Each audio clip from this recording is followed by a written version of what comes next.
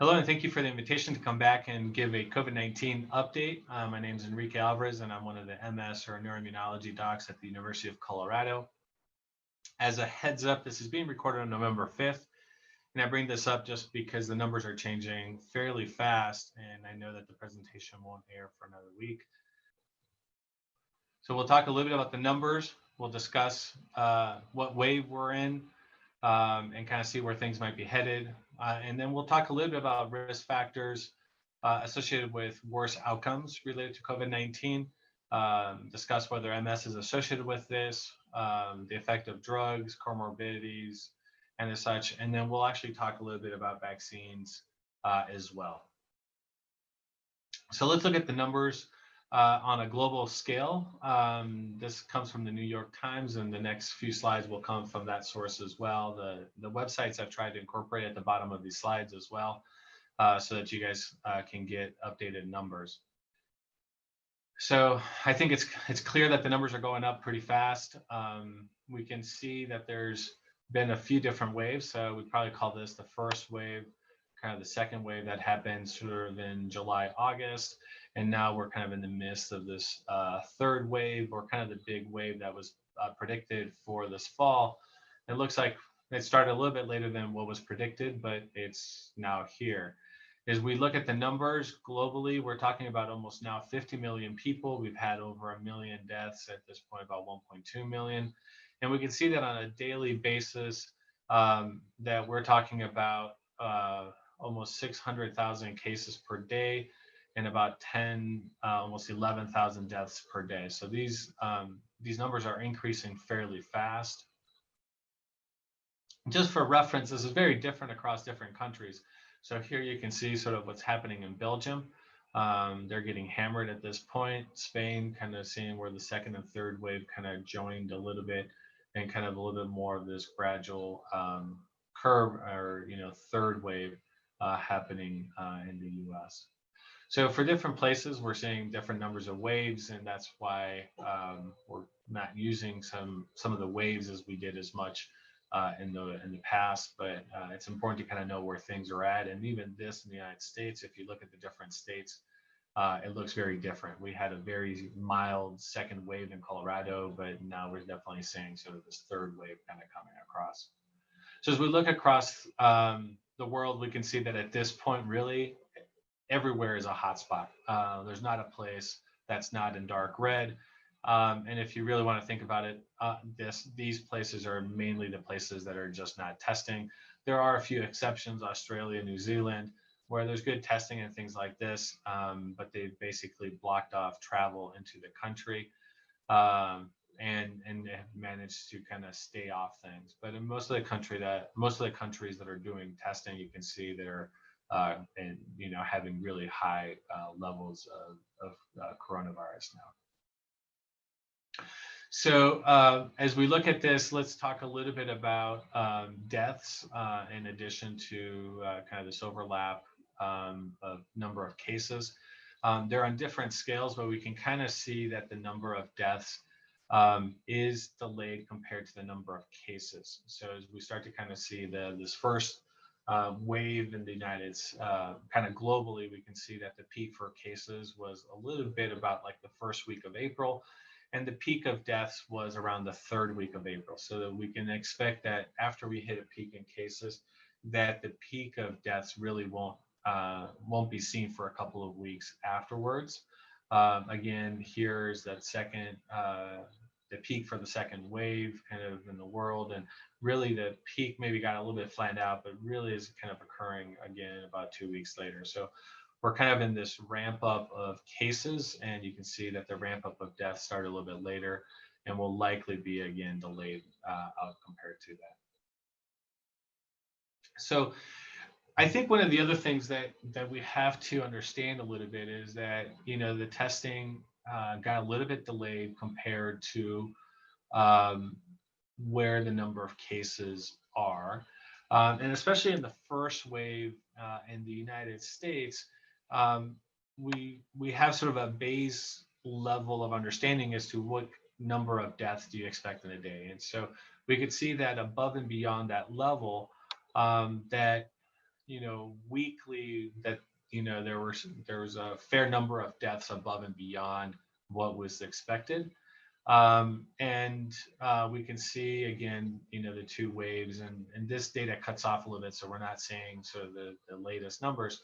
But you can see the effect on deaths that, on week in, week out, that, 5 to 10 to almost 25,000 deaths above and beyond what's expected. So a lot of big numbers. And if we look at Colorado, again, that second wave wasn't maybe quite as noticeable, but, still week in, week out, about 100 extra deaths that we can see. We can put this in light a little bit for other countries. You can see some of these curves for kind of what's above and beyond. So for Belgium, Spain, and the US, these were the countries that I showed before, and we can see that they all have slightly different patterns. And I think it becomes instructive to kind of know, what the effect of COVID might be about this. I think there's also the cases that we identified of patients who died from COVID, but a lot of times, patients might die before they could be tested or things like this, and we don't know exactly what they died from. So if we look at it, we can see that the number of deaths were about 20% in the United States above normal. The 250,000 excess deaths. This was at a time where those reported from COVID was only about 188,000. So even though this number seems high, we probably had more deaths that we simply did not account for because we didn't have the testing available, or people just died before they reported to a hospital. So that you can see that there's an above and beyond gap for that.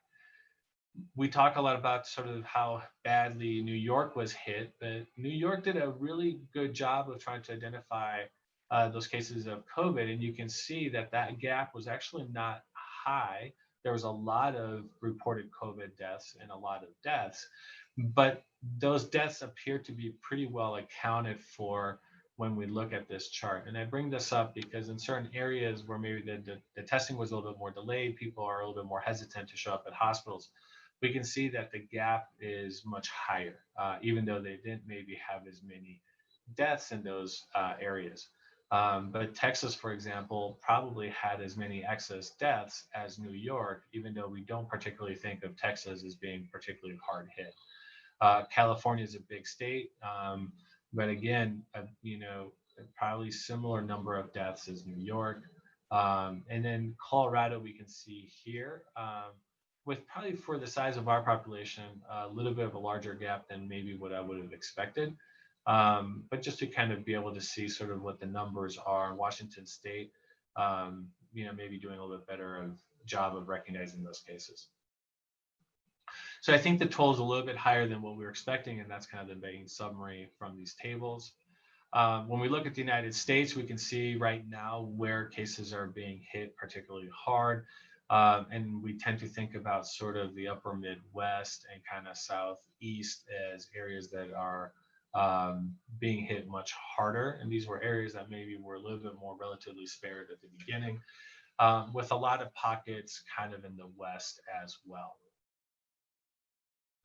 Another website that I like to look at, and I didn't pull a lot of slides for this presentation, is from the Johns Hopkins website.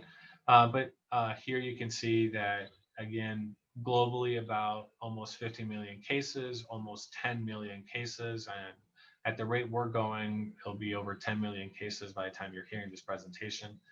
That the number of deaths globally is over 1 million, almost 1.25 million, and 250,000 deaths in the United States almost. And by the time, again, you hear this presentation, will likely be over that. And again, you can click on these different countries and it'll pull up more detailed information. This is the curve for the world, and you can see for each country what those curves look like. So I think a lot of data, if you're very interested in kind of looking at it, and again, this is the website that you can follow up on.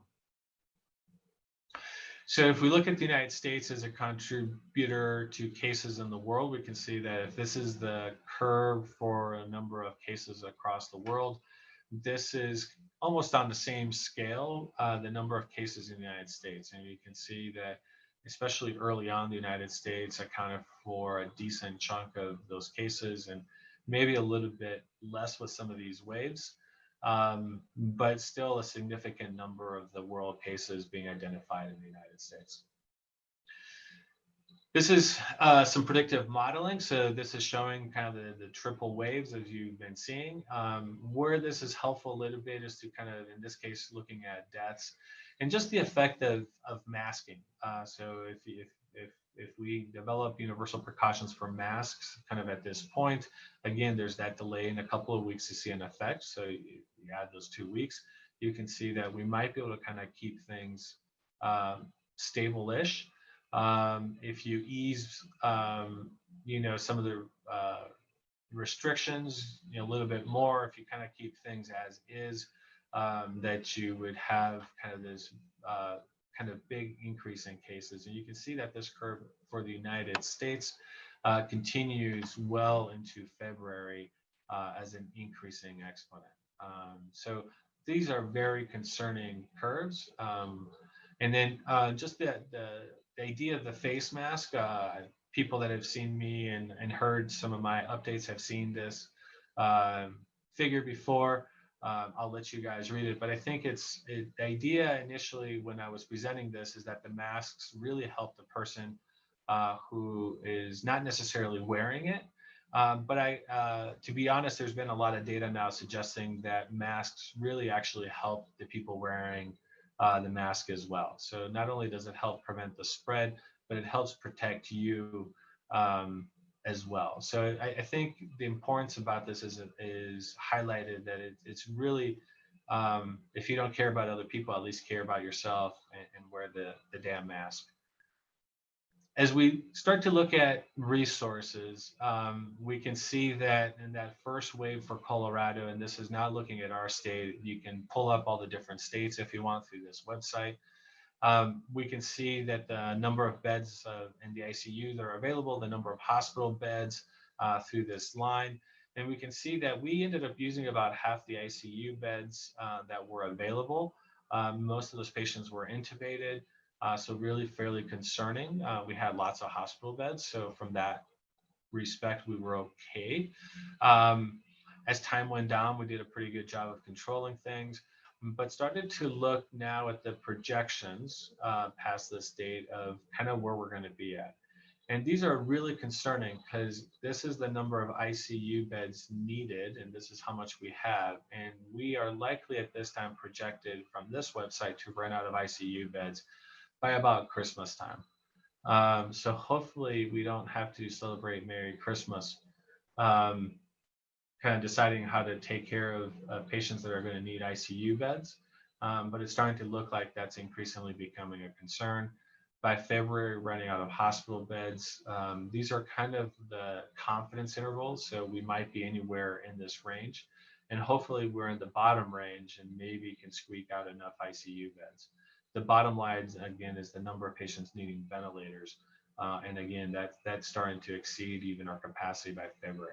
So these numbers are very concerning. And that's, I think, why you're starting to see a lot of the closing of, increasing number of restrictions as we start to plan ahead. At this rate, we may end up having to kind of go back to the stay-at-home orders or things like that. But that's something that's going to get watched a lot. And there's a lot of concerns with the holidays coming up in November around, well, there'll be a lot of travel, or we're going to see a big bump in cases due to Thanksgiving and big family gatherings. Are there going to be a big bump sort of around the holidays at Christmas and things like that? So just a lot of caution and some concern being raised at this point. So as we start to look at the risk factors for bad outcomes with COVID, we've definitely been able to identify some of these. We will get into this question about sort of the effect of MS or some of the disease-modifying therapies. And we're starting to finally get some pretty good data. So let's start getting into that data. So what are some of these risk factors? So let me bring up some data from the Colorado Department of Public Health. And again, this is the same kind of figures that you have seen in the past for the US. In this case, this is for Colorado specifically. Again, our second wave wasn't too bad. It was fairly similar to the first one. But you can see this rapid increase of cases kind of coming up. If the United States, yes, 2 days ago hit 100,000 new cases, today we hit 120,000 new cases in a day. So these numbers are growing exponentially at this point, which is really concerning. So if we try to split this by age groups, we can see overall what the number of cases, and we can see that as time has gone by, the bottom curves are the younger age groups, that the cases predominantly in the later groups have been younger patients. Older patients got hit early, and with some of these other curves, they've been a little bit more protected, probably taking extra precautions compared to younger people. If we look at deaths, we can see that the number of deaths particularly got hit early, and that we so far have not seen the bumps up. And again, you can kind of see where the age groups got hit. So disproportionately, when we talk about your risk and where do you sit and how much does certain risk factors increase your risk of bad outcomes, if you're under 20 and your risk of a bad outcome is 0.2% and that's double, that's not too bad. But if your risk of dying from COVID is over 50% and you double that, it doesn't quite work out that way, but it's almost 100% chance that you're not going to do well. And so those are the main concerns. And you can start to see that age is a huge predictor of how you're going to do. And I think this becomes really important to be aware of. If we look at other things like gender, a little bit more cases of bad outcomes in men compared to women, assuming again that we're kind of 50-50, and the way the population works, there's a little bit more women, usually around 51% than men. So again, men having slightly worse outcomes than women. If we look at it by ethnicity and race, we can see that sort of what the percentages of these groups are in Colorado overall, and then how much were they affected with bad outcomes. And we can see, and particularly looking at deaths, that two groups, African Americans or Blacks and Hispanics, have been affected more than their percent in the population. Not a huge difference in our state. This has been much more pronounced in other areas of the country. But it's something to be aware of, that that some of these factors, including race and ethnicity, are affecting a little bit disproportionately some of the minority groups. So we can look at medical comorbidities. I presented this slide before, and we can see that cardiovascular disease particularly appears to be increased much higher than some of the other things. These are two different studies. How things got separated out a little bit varied, but again, heart disease kind of takes the top line of these. Diabetes is on both of these. Chronic respiratory disease, there's been a lot of talk about asthma. This is probably actually more, as we've kind of broken this out a little bit more, so it's patients with COPD much more so than probably asthma. A little bit of effect of hypertension, cancer, and again, the much lower risk factor if you have no comorbidities. Definitely, if you have several of them, they start to be additive, and they start to be much higher concern for bad outcomes, including death. We can look at this in MS, so I'm going to spend a little bit of time on this paper. This is from a French group, a number of cases that came from France, and we can look at some of these comorbidities presented at this point. And we can see that age, again, has a little bit of a factor. Being male is increased as you start to look at medical comorbidities. Again, cardiac, more so than pulmonary, diabetes being up there a little bit. Some of these are always a little bit interesting, so statistically not a difference, but smoking might be protective. Again, hard to imagine how that is. I think this is just sometimes statistics. You can see that the line crosses this line. So saying that really there's no difference. Obesity being slightly increased. If you're more disabled, and sometimes this is kind of where this progressive course, but levels of disability as measured by this EDSS or disability scales. 6 is needing a cane, so you can see the 16-fold increased risk of having bad outcome if you need a cane. So as the disability level goes, you can see that this is probably the biggest risk factor compared to anything else that we look at. Again, ages per 10 years. So if you start to look at, 70s and 80s compared to 20s and 30s, this effect is actually going to, be much higher. When we start to look at drugs, this is interesting. We can see that there's differences in drugs. All of the drugs appear to be kind of protective. Some of the early discussions that we were having had to do with this and saying that it didn't appear that we had any concerns for MS drugs increasing the risk of bad outcomes, and that included ocrelizumab, rituximab, and some of those kinds of drugs as well, where they actually seem to be a little bit protective. Again, we can look at the effect of age, and those that were not hospitalized versus those that were hospitalized were about 15 years older. The level of disability, just to kind of show the spread, but the big effect that you would have with some of these factors. Here's a little bit more spread out as far as the different drugs and kind of how they did. And again, I think the main point, and I'll skip through some of this a little bit fast, and this is the slide that I showed already. What they ended up saying is that by the time you accounted for these factors, there really wasn't an effect from the MS drugs. So this is looking at each one of these individually. Actually, in this one, now this is putting everything together as opposed to initially when I was showing these factors. So you can see that if you adjust for age and male and some of these things, the effect of needing a cane, for example, just by itself, take into account everything else, is not that 16-fold increase, but is only a 6-fold increase only.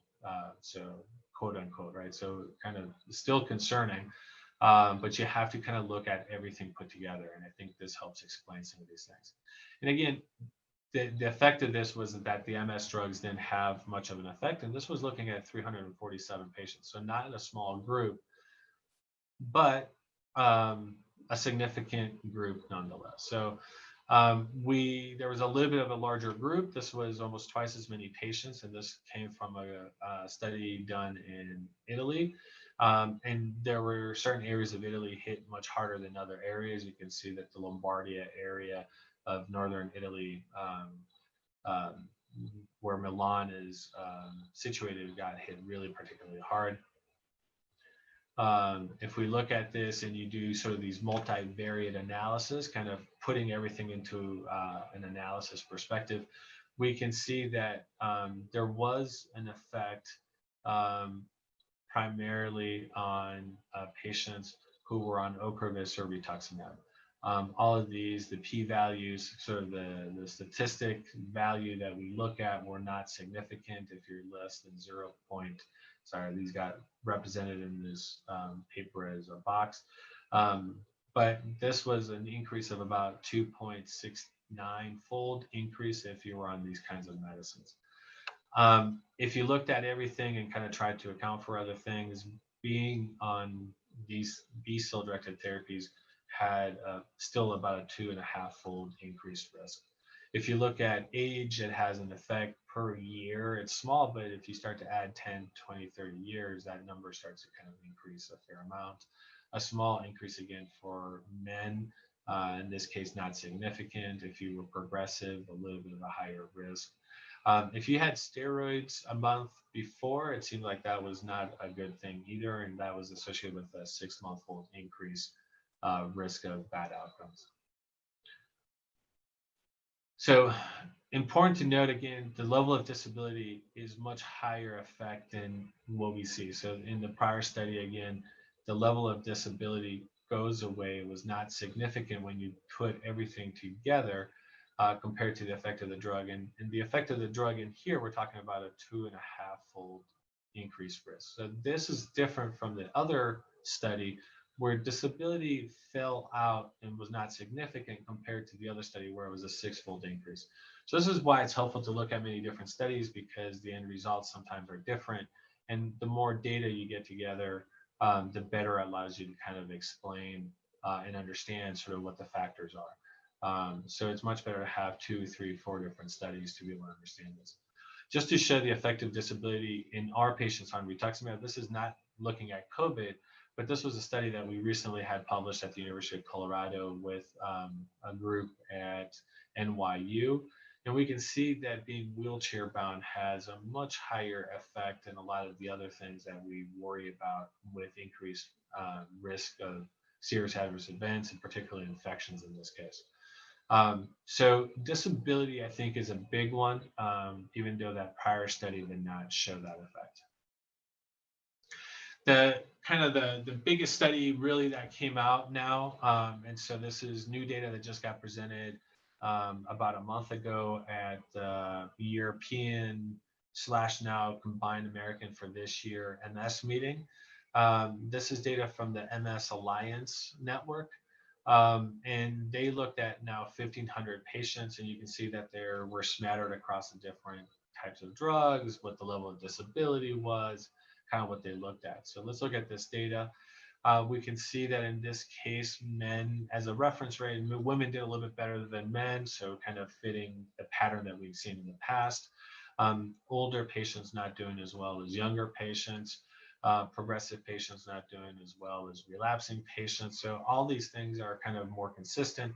In this group, that disability, again, had sort of that six-fold effect compared to patients that did not require a cane versus those that were neither a cane or were worse off than that. So again, disability having a big effect of around almost seven-fold. So let's look at different, the B-cell therapies. The other drugs didn't really seem to change the effect much, but B-cell therapies had more of an effect. And so if you look at sort of different outcomes, patients that were hospitalized versus those that were not, the risk of being hospitalized went up about 1.5-fold. The risk of being in ICU went up 2.5-fold. If you were on these B-cell therapies or the anti-CD20 therapies, again, this is rituximab and ocrelizumab, the requirement for ventilation went up to 3-fold. And then curiously, deaths actually maybe went down a little bit. Again, it crosses this bar, so not statistically significant. This could be just maybe because of small numbers, but you do see sort of a concern for an increased risk with these therapies of bad outcomes with CD20s. So I think this is kind of the data that we're starting to kind of use, is that, you know, these drugs appear to increase maybe the bad risk by 2 to 3-fold. Maybe the other explanation about maybe why we're not seeing extra deaths in this group, besides sort of small numbers, is we talk about 2 phases to the disease, sort of the viral infection, and then sort of the issue when the immune system tries to take over and you have this hyper immune response. And some of these medicines may be helping with that. It does not seem like these medicines are helping to prevent you from getting intubated, at least. But the thought is maybe they help prevent some of the deaths. So again, a lot more data will be, you know, we need to get before we can make some of these conclusions, but it might make sense as to why we're saying kind of what we're saying. Just to present another big study that was presented at this last meeting, this ECTRIMS meeting that was a month ago. And again, very similar. This is looking at sort of bad outcomes. And what we can see is that compared to interferons, patients on ocrelizumab had an almost 4-fold increase in bad outcomes. Tisabri maybe had a small increase of 2-fold, kind of almost barely significant, depending on sort of what data set was included in that. So I think this fits into that 2 to 3-fold, maybe 4-fold increase. So we're starting to kind of be a little bit concerned about these medicines increasing those bad outcomes a little bit. Again, if you don't have a lot of comorbidities, disability levels low, then overall, I think the risks are low.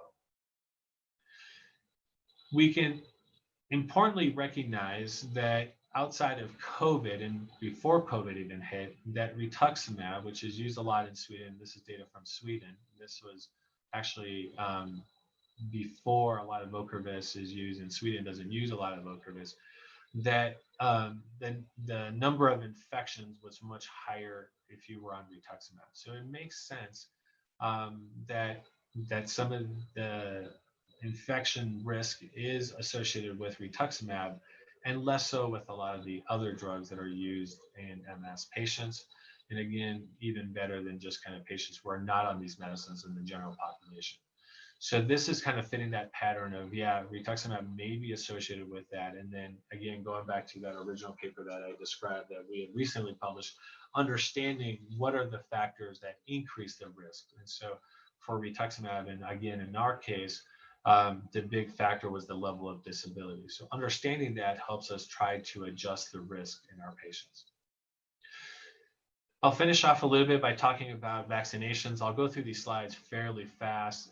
There's a lot of concerns that, you know, as your disability level goes up, the number of infections go up. And as the level of infections go up, whether your disability from relapses goes up, but it can definitely increase a lot of the pseudo relapses, you know, not feeling quite as well, just overall not doing as well. Which again can kind of increase those number of infections. So there's a lot of guidelines discussing ways to try and prevent these infections. We can see that, you know, that and over the general population, the number of infections in MS patients seems to be a little bit higher from that data from Sweden. So to talk about vaccines, we got to understand that not all vaccines are the same. There's some that we think of as being generally a little bit safer. And these are sort of the dead / protein type subunits. This is sort of a list of the vaccines that are currently available that are inactivated or dead vaccines. Some that are where you get vaccinated with certain proteins to develop an immunity against them. And then these are the ones that we get a little bit more concerned about using in MS patients, especially with drugs that are immunosuppressant. So yellow fever especially is a little bit concerning, although maybe not as bad as we thought about just even in MS patients. Zoster is listed here because this is the old Zoster vaccine, the Zostavax. The new Shingrix vaccine for Zoster, this is a little bit of an older slide, should actually kind of fall in this group in here and generally considered safe. The part that we got to understand is that for COVID-19, we're really starting to kind of use some new types of vaccines. We have some vector, some RNA type / DNA vaccines that are being developed, and we'll get into that here shortly. So as we look at these vaccines, we have to understand a little bit, and there's some guidelines that make us think about it. So we have to assess the vaccination status. So, you know, if you're immune to something, you may not need to get vaccinated. If you're having a relapse, we generally consider not vaccinating at that time. So we ask, much kind of like we do with treatments or infusions, if you're having any fevers or things like this, if you're having new symptoms, we would ask to hold off and push off the vaccination. If we can screen for certain infections and then decide to vaccinate against them if we notice that you don't have the protective antibodies against them. How, you know, depending on what drug you're on, disease modifying therapy, we have to try and understand if the vaccine is safe. Do we need to try and time the vaccine to when your infusions are? There's very little data on some of these things, so that makes it a little bit tougher. On some of the drugs, such as the S1Ps, the Gilenya type drugs, and the B cell directed therapies, the vaccine efficacy seems to be a little bit decreased. Now, it's important to recognize that some protection is better than no protection. So for a vaccine that we consider as safe, we would still recommend vaccinating. And that's kind of what we see with patients getting flu shots, and we recommend them for all our patients. And again, we will see that the moral of the story for this section of slides is that when a COVID vaccine becomes available, we will probably recommend that you get it. So there are some strategies to overcome maybe the deficiency because of being on these drugs. So this was looking at a response to one of these vaccines, and we can see that there's very little response with the first couple of shots. But as you got more doses, that your response started to kind of match that of a control group. That, this is just showing your ability to make antibodies against this vaccine, for example. One important thing is to recognize that even though we're depleting some of these immune cells, and the concern is that maybe you can't mount an antibody or an immunoglobulin response, and again, B cells become plasma cells, and those are the cells that make those antibodies, is that there are patients who have genetic diseases where they make absolutely no antibodies, and that some of these patients can recover. So this is a case report of 2 patients who have this genetic disease who recovered from COVID-19, meaning that other parts of the immune system, including T cell responses and things like this, can have a protective effect. Being on disease-modifying therapies is not the only thing that affects how well vaccines work. In older people, we know that vaccines don't work as well. So in older patients, for example, there are strategies to try and improve how well the vaccines work, and we'll show that a little bit next. There are also effects that we can see on hepatitis B, on pneumococcal vaccines, and the antibodies, when they do develop, maybe don't last as long. So we have to think about different vaccinations and booster strategies, sometimes in patients that are on other disease-modifying therapies or are older. So for example, I think that the example of the flu is a good one. There's different versions of flu vaccine. We can use higher doses. So there's in patients that are over the age of 65, we can sometimes use vaccines that have that are 4 times as strong. Basically, we can change the adjuvant, some of the packaging that comes in the vaccine that helps kick up the immune system, that it makes a little bit of a stronger boost up. There are strategies of doing additional doses and things like this. So there are strategies that we can sometimes look at, and I'm sure that we will be looking at some of these with time for COVID. I'll violate some HIPAA, and this is an example looking at hepatitis B, and this is a strategy that I had to do. I'm not on a disease-modifying therapy. I feel like I'm still just 21, so I feel young, but I did not mount a good immune response to hepatitis B. So I had sort of the normal course booster of hepatitis B and did not mount an immune response. And eventually what I needed to do was get double shots. So every time I went in, I got 2 shots. This is a strategy that in this case was used, for example, in patients who were alcoholics with known liver disease. And if you got the high dose, you can see that the response rate was much higher than people who were just getting the similar course. So again, another example with a different vaccine of ways that we can overcome some issues for sometimes people that just don't mount an immune response. So let's look at COVID-19 vaccines. We can see that there's many different types of vaccines being developed. The ones in green kind of tell you that, most of these, all these are sort of dead vaccines. So protein subunits, DNA, RNA, all these are inactivated. The live attenuated, the ones that we are concerned about, none of these have entered into clinical trials yet.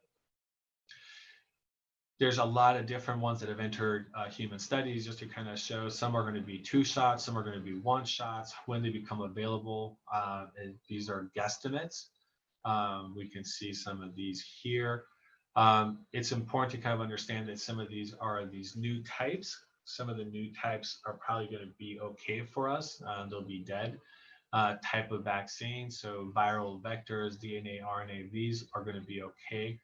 These are not being looked at so far for COVID-19, these replicating viral vectors, as far as ones that have entered clinical trial. But there's a lot of new types of vaccines being looked at, and so understanding this will become important. So how did we, in the process of getting vaccines developed, we can see that this is the normal course of how vaccines are developed. And you can see that if we followed this, starting in 2020, we may not have a vaccine until 2030. So how are we getting it so fast? Well, one thing was looking at these new vaccines, because sometimes they're a little bit faster to develop, but it was also by doing some of the phases before some of the other ones were done and just kind of pushing things through. And this is kind of why we think that, potentially by even February of 2021, that, we might have a vaccine available. It looks like it's right after the election and we still don't have a vaccine, and it's not going away. So, but again, I think that soon, within a few months, we will be talking about vaccines available for COVID-19. And again, because they appear safe, we're going to recommend looking at them. Again, these are the vaccines that have been pre-purchased, pre-ordered by different governments. The ones in the United States are all of types that are safe in MS patients, regardless of what disease-modifying therapy we're talking about. And this is the reassuring part, that at least the first few vaccines that will come up on the market should be safe for MS patients. So just a summary, we have to understand a little bit about the vaccine characteristics. We do not want lab attenuated vaccines. Those are the concern for patients. They might induce relapses. They might kind of take over if you're suppressing your immune system. We have to understand the patient characteristics. A young patient is probably going to do okay. We probably need to start looking at the vaccines for a lot of our older patients, especially at the beginning when the vaccine is going to be limited. We have to understand the disease characteristics. Disability is a huge factor. We talked about this repeatedly today. Younger age. So again, saving the vaccines for some of the more disabled patients versus patients that are less disabled.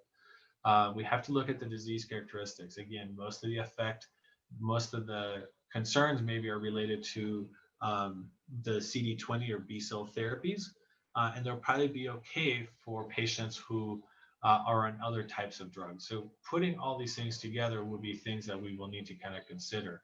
But overall, for most patients, we would be highly recommending doing COVID-19 vaccinations as soon as we can. So to conclude, COVID-19 cases are really ramping up. Huge numbers, going up exponentially. I would not be surprised if we start to really kind of see shutdowns happening much more quickly than we have in the past.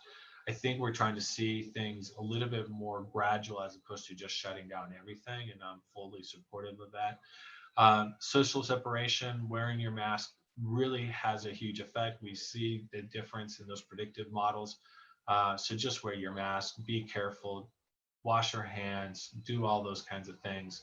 And I think that will make sure that we can keep restaurants open, even if it's at lower capacity and some of these other things. MS patients on B cell therapies, the anti-CD20 therapies, the Ocrevus, the rituximabs, potentially the ofatumumabs, appear to be at increased risk. This is maybe a small increase, it's 2-fold increase.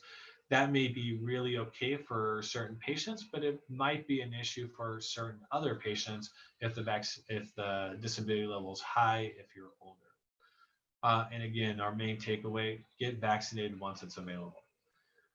Just because of the times that we live in, can't emphasize this as well. Doing this safely is important, but get out of the house, exercise, eat right, and please stay well. With this, I appreciate it. Thank you very much.